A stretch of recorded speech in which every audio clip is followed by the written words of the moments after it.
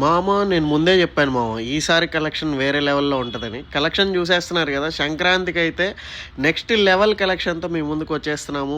అదే పనిగా కొత్త కలెక్షన్ మంచి రేటు కోసం అనేక దగ్గరలు తిరిగేస్తున్నాము.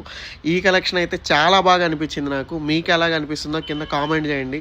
ఈ బుడ్డ బొమ్మలు అయితే భలే ఉన్నాయి. మ్యానిక్యూన్స్ చిన్న చిన్న పిల్లలవి మంచి మంచి బట్టలు కొన్నాము. కిడ్స్ వేర్ కోసం స్పెషల్గా తిరుగుతున్నాము. కిడ్స్ వేర్కి సంబంధించి లేడీస్ కిడ్స్ రెండు కూడా పర్చేజ్ అయిపోయింది.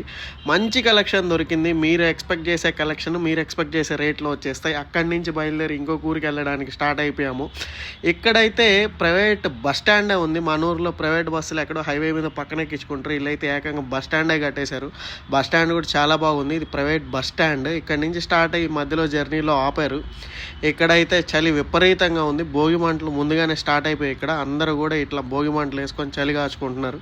ఉదయాన్నే రోటీలోకి పెరుగు ఇచ్చారు నంచుకోవడానికి. మన దగ్గర అయితే ఎక్కడ ఉండదు ఈ విధంగా పెరుగు నంచుకోవడం. ఉదయాన్నే టిఫిన్ తర్వాత మహాశివుని దర్శనం అయింది. బ్రహ్మాండమైన గుడి దర్శించుకున్నాము.